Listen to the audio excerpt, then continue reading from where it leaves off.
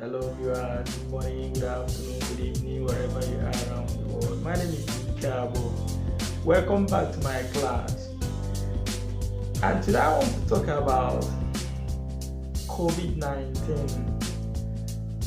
It's actually an unusual topic, I should say, because the menace is actually still ravaging the whole world. So this period, so many people are mourning. So many people have lost their loved ones, their parents, their mom, their dad, their brothers, their sisters. But we cannot stop learning.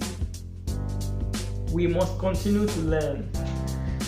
So what are the important things to learn this period that this COVID-19 is going on around the world, especially in Africa? The things to learn in Africa this period of COVID-19 are: number one,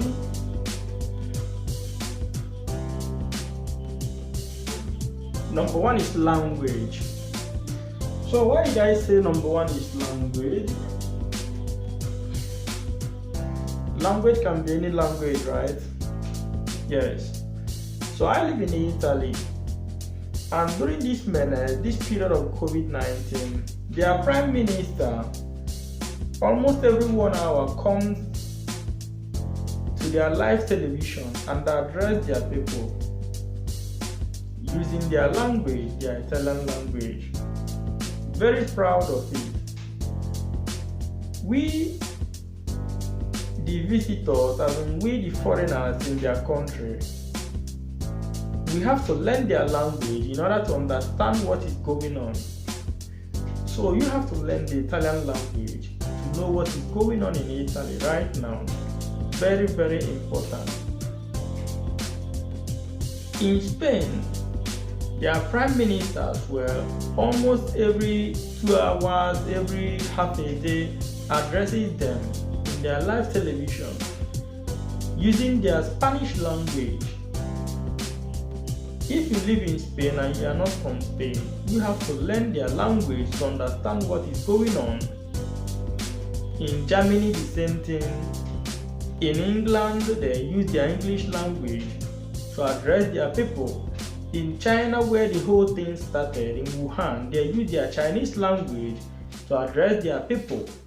In America, they use their English language to address their people. Every part of the world that you go, except from Africa, they use their language to address their people. So what is this thing telling me? This thing is telling me that every part of the world is proud of their languages or their language.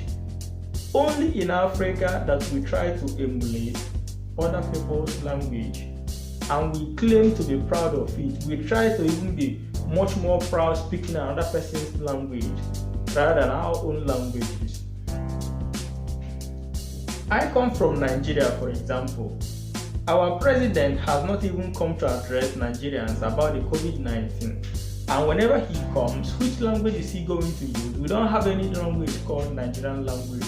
So he has to adapt to use English language, the way he speaks it, to address the whole nation. If you go to Ghana, they use English language to address the whole nation. If you go to Francophone countries in Africa like Cameroon, they use French to address the whole nation. If you go to South Africa, they use English. If you go to Tanzania and the other African countries, they use European languages to address their own people. Are we not thinking? So this language, I am so much bothered because it's only in Africa that we speak other people's language to our people. It's only in Africa that we teach foreign languages in our schools and banish our own languages in the same schools that are in our country. We do all those things by ourselves, and it's too shameful. So this language, why did I pinpoint on this language concerning this COVID-19? Somebody might say that what concerns language with COVID-19. Your topic is COVID-19. Then what concerns language? Language is very, very vital about this COVID-19 because my father in the village, for example, does not understand English very, very well. So if somebody comes on national television in Nigeria and uses English to tell my father about this COVID-19, do's and don'ts, how he's going to sanitize, how he's going to maintain distancing, social distancing, how he's going to be washing his hands, how he's going to communicate with others in order not to contact this deadly disease, my father is not going to understand every grammar that the person is going to use. Therefore, he might make mistake and contract the disease. God forbid. So, I use my father as an example, but it can be your father, it can be another person's father, it can be somebody's grandmom, it can be somebody in the village or anywhere that does not understand the grammar, all the nonsense that we try to Americano that we try to speak all the time. So our people, can we start using our languages? It's important, I think. So language is important. So language is number one. Africa can learn from this thing and begin to use their language so that their people will begin to understand exactly what is happening in the world. Apart from this COVID-19 that is going on right now, there are other things that, for example, if governments want to implement some things, if government want to build projects and they are speaking grammar, using foreign grammar, for example, to tell the villagers what they want to do, how many people are going to understand exactly what the government is saying? How many people? Very few people. And by not understanding very well, people will now divert the money, and nobody is going to fight against them because they are not aware. They don't so much understand what was said about the project. So people are losing their rights because they don't so much understand the details or what is going on. Language is punishing Africa. Language is bringing Africa down. Because we don't speak our own languages. We don't speak our own languages. So let it not be like an odd answer. So language is vital in this COVID-19 menace. We have to start speaking our language to our people for them to understand what is going on in the world. Apart from COVID-19, other good things can happen that if we use our language to tell our people, they will understand better. Okay. So, and another point is, I don't know if you can see it very well, good governance. Good governance, upon all the imitations of speaking foreign languages, doing foreign things, and at the end of the day, our governments are not doing good. So, good governance, how many countries in Africa are doing what they're supposed to do? So that when this menace, for example, when such a thing comes up, they can be able to curtail it or solve the problem themselves without looking for help from outside. One Nigerian minister for health on television begging for foreign help, begging foreigners to come and help Nigeria about this menace because they cannot do it alone or contain it alone. It's too shameful. If you see the rate of damages that this menace has caused in Italy where I live, but Italian government, they have never opened mouth to beg for help from outside. They are doing what they're supposed to do because not that their governance is perfect, but at least they've set standards whereby when this kind of thing happens, they don't look for help elsewhere. They are even the ones helping their indigenous, helping people, even people that are non-indigenous, in this period in Italy, government has set aside millions and billions of euros to help people because so many people are at home right now. They don't have the wherewithal, the money to go out to buy things to eat. So many are being helped, given social help from the government because of this menace. If you go to Germany, the same thing. If you go to America, I heard that Trump said that they are going to pay each citizen $1,200. It's like each working citizen, anybody that is working, and because of this menace, the person is now at home. So what are we learning from all those things? Our own government in Africa. Must we continue learning from outside the world, doing what they are doing? At the end of the day, we cannot even solve our own problem. The menace that it has not even entered Africa so well, but we are already begging for help. So good governance is supposed to be applied in every African country.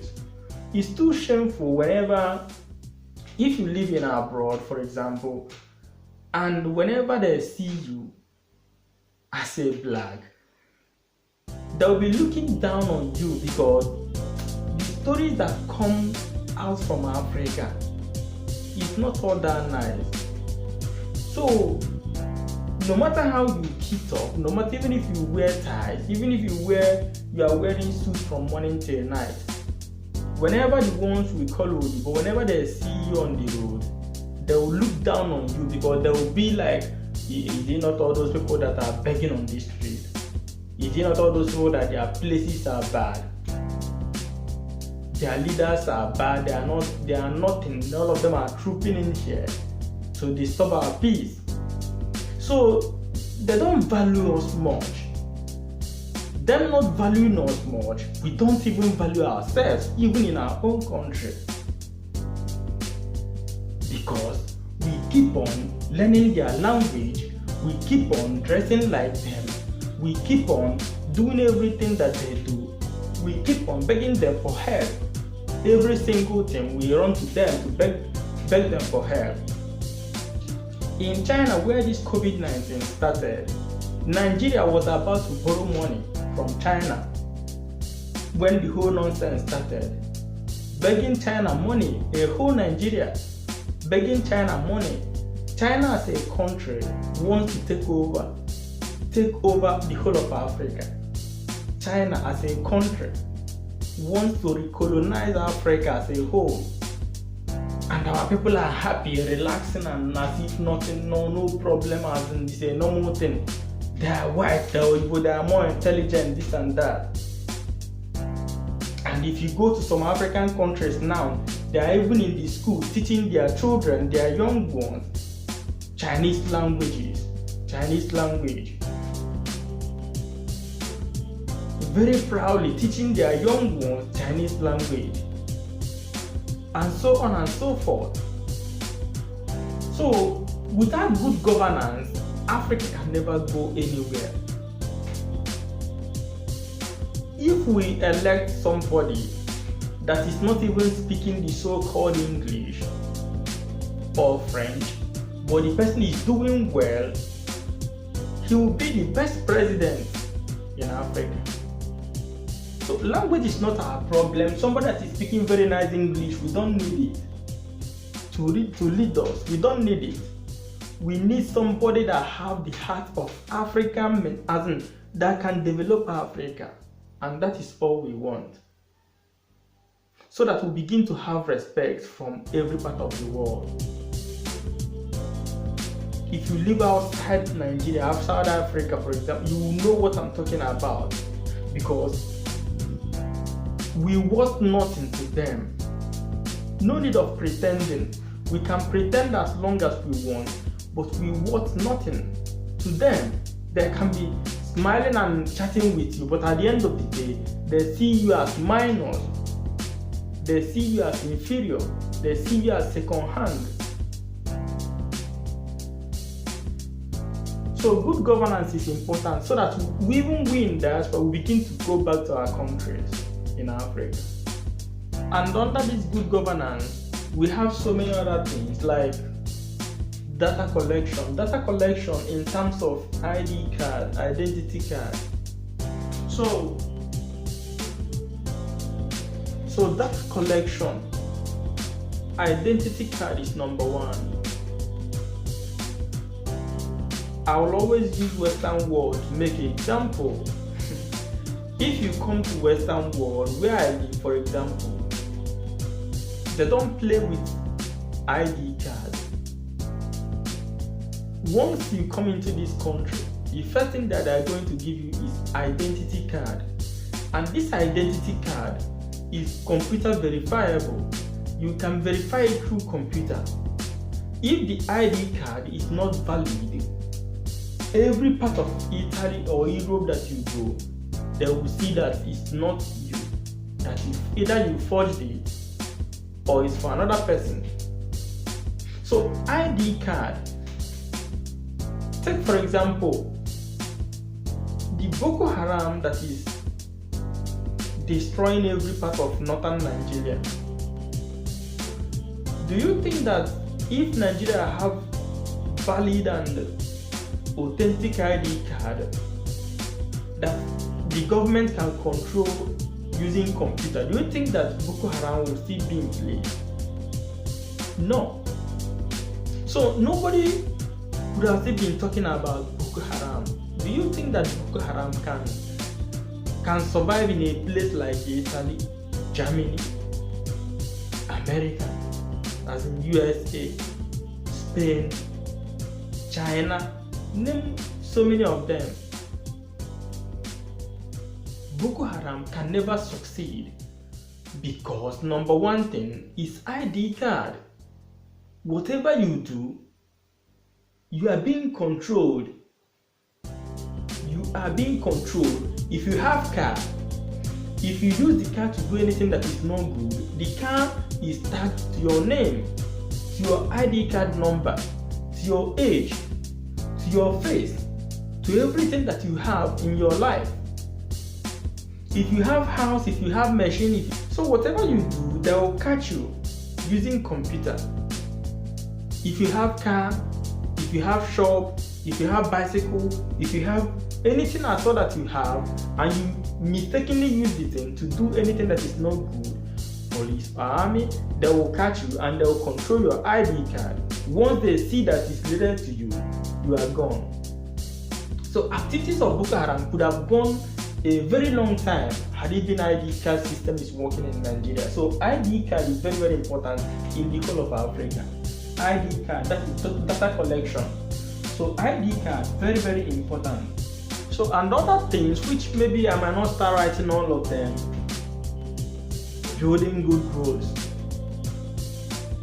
Building good roads can make even people that are running up and down trying to bring sick people because of this COVID-19 enhance their job to the kind of fasting what they are doing. Because if you don't have good road, let's say in the village and somebody falls sick, how are you going to go there? Good road, electricity, very, very important. If you don't have electricity, how many people are going to even have the information that there is COVID-19? How many people? If you don't have electricity, how many people have access to internet? Because they have to charge their phones if they have. To read news maybe from Facebook, YouTube and the rest of them, to know what is going on around the world. How many people? So, good road, electricity,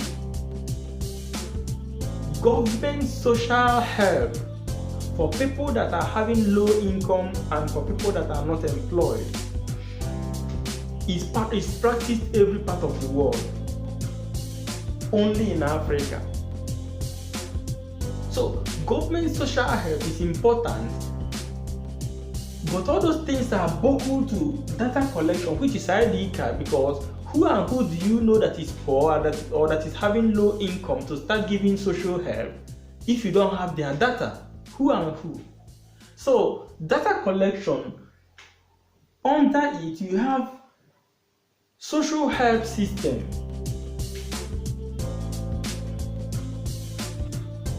Under it, you have social help system.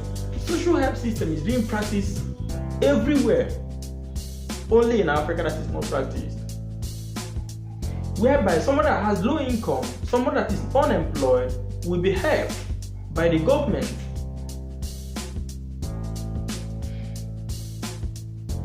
In this period of COVID-19, people that are not having the wherewithal to go and buy things to feed because they are indoor from morning till night, what could have done is for government to use the data collection, know those people, and begin to supply food to them. That is the importance of governance. That is what the people need, and you see nobody will be agitating for Biafra. That is what everybody needs, and you see nobody will be talking about Oduduwa. So good governance is enough for everybody to stay in peace in Nigeria. But if it's not done, if it's not practiced, people will continue agitating for Biafra, yes. People will continue agitating for Oduduwa Republic, yes. And they are right. So people want the minimum percentage of good life, and every of them will keep quiet. I live in Italy, for example. The southern Italians from Rome down, they are complaining somehow that they are being marginalized, but none of them comes to the street to protest or to say that they want their own country. Do you know why? Because their own marginalization is not even half 1/4 to that of what is happening in Africa. Because they live their normal good life, no matter how they complain that they are being marginalized. The social help they are getting them. If you are not working, government will be giving you some kind of income. If you don't have food to eat, you have places to go and collect food. If you lose your job, you have social help that government will pay you minimum of 2 years for you to be within that 2 years period. You have to be looking for job. 2 years, 2 good years. You lose your job, government will be paying you not 100% of your salary, but almost. They will be paying you for complete 2 years if you lose your job. But this job, how will government pay you? That is why the whole thing is buckled down to this data collection. How government will pay you because they know that you lost your job using the data collection, your ID card. They know that you are not receiving salaries or that you are unemployed because they have your data. But a place like Nigeria, a place like so many other African countries where government does not even know your name, your street, your where you are, the number where you are staying, your village, even your, how will they now help you? How will they now in the world help you? Because they don't know you. Meaning that anybody can come from any part of the world and claim that he's Nigerian because you don't have ID card, a functional ID card. The system is not working. And the last but not the least is in Africa, in all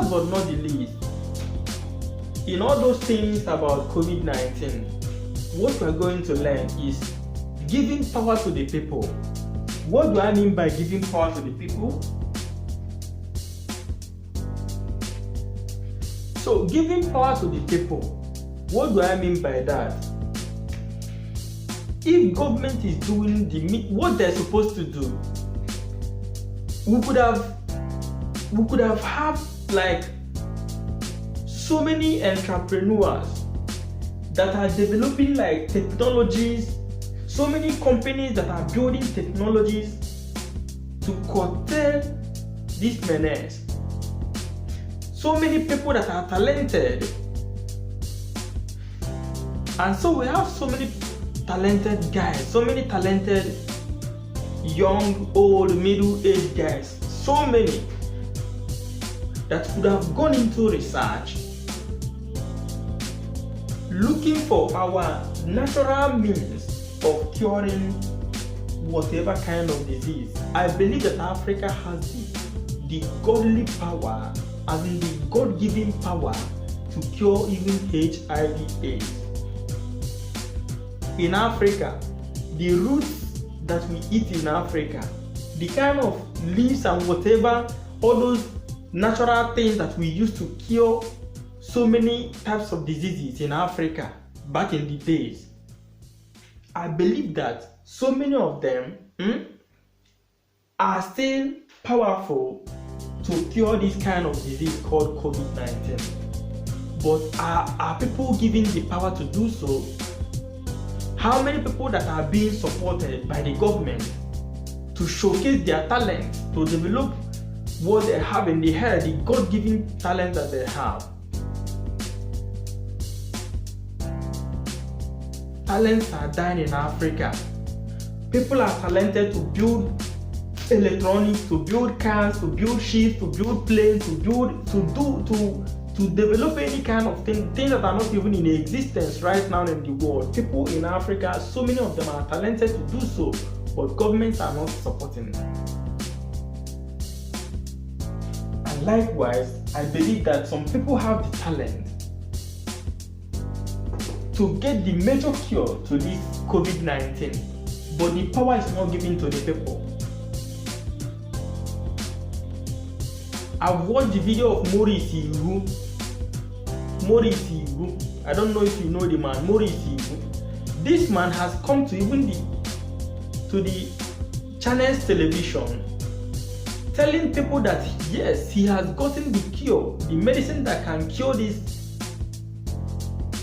COVID-19, because he's a medical practitioner and he's a kind of mixing his medical practitioner with the natural African roots that we have in Africa, and he's developing medicine, drugs that can cure so many types of diseases, but government is not supporting him.